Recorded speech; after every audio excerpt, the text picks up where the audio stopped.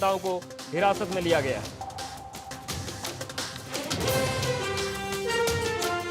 तो समाजवादी पार्टी कार्यकर्ताओं ने प्रदर्शन किया, कानपुर सागर हाईवे पर जाम लगा दिया। सपा कार्यकर्ता और पुलिस के बीच तीखी झड़प देखने को मिली।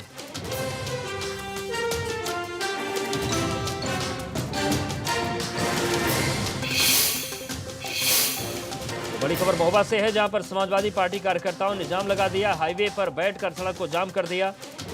बड़ी संख्या में वहां पर पुलिस पहुंची और पुलिस से भी काफी देर तक टकराव और झड़प समाजवादी पार्टी कार्यकर्ताओं की चलती रही। उसके बाद कई समाजवादी पार्टी कार्यकर्ता और नेताओं को पुलिस ने हिरासत में लिया है।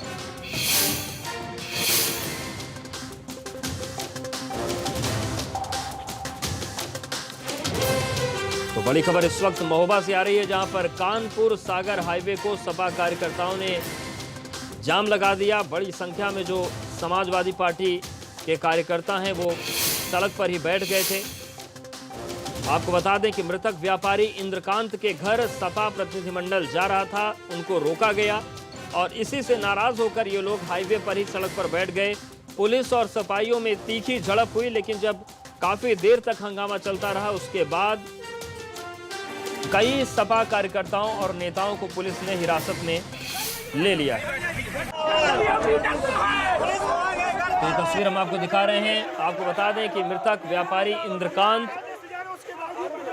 जिनकी मौत हुई थी, जिन्होंने आशंका जताई थी कि महोबा के जो तत्कालीन एसपी थे उनसे उनकी जान को खतरा है, एसपी को हटाया भी गया था। बाद में संदिग्ध परिस्थितियों में व्यापारी इंद्रकांत के गले में गोली लगी थी, उनकी मौत हो गई थी और उन्हीं के परिवार से मिलने के लिए समाजवादी पार्टी का प्रतिनिधिमंडल जा रहा था, लेकिन रास्ते में रोका गया और इसी से नाराज होकर समाजवादी पार्टी के कार्यकर्ताओं ने हाईवे पर बैठकर ही नारेबाजी शुरू कर दी, धरना प्रदर्शन अपना करना शुरू कर दिया।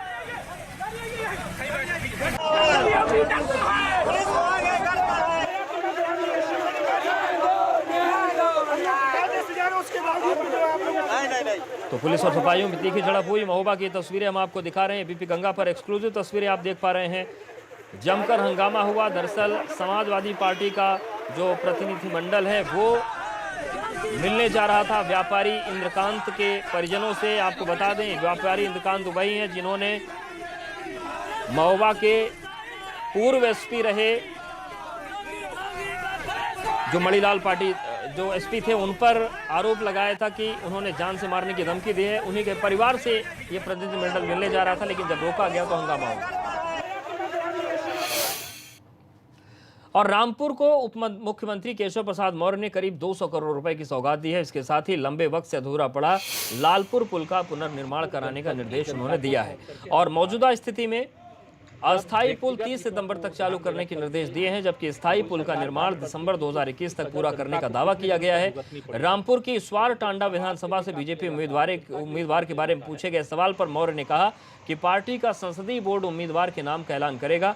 बीजेपी में बाकी पार्टियों की तरह से काम नहीं होता। इतना ही नहीं, मौर्य ने यह भी दावा किया कि इससे सीट पर चाहे जो भी उम्मीदवार हो बीजेपी जीतेगी।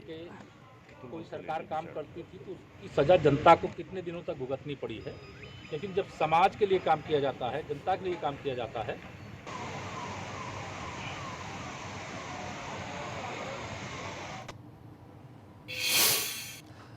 और एक तरफ जहां सीवर टैंक और गहरे गड्ढों में बन रही गैसें सफाई कर्मियों की जान ले रही, वहीं दूसरी तरफ इसे अनजान नगरपालिका अधिकारी की रायबरेली में बड़ी लापरवाही सामने आई है। रायबरेली के इंदिरा नगर नगरपालिका क्षेत्र में बिना किसी सेफ्टी किट के सुरक्षा व्यवस्था के सफाई कर्मी 15 फीट गहरे सीवर के मेनहोल में भेजा गया।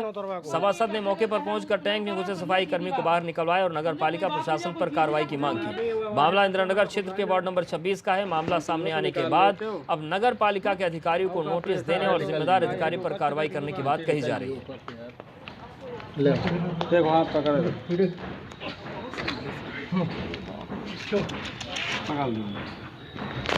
दोबारा इतने गहरे गड्ढा में उतरवा को ये गड्ढे के गहरा में उतरा, समझो सीधी बात है। समझो कोई बात हो जाए, कोई चीज हो जाए, कुछ हो जाए, अभी वो है चक्कर में खुदवाई ना फंटीवा तो निकाल लेते हो और का प्रेशर है निकल जी। और अब बात प्रयागराज की जनवरी में शुरू होने वाले माघ मेले की बात करते हैं, जिस पर संसद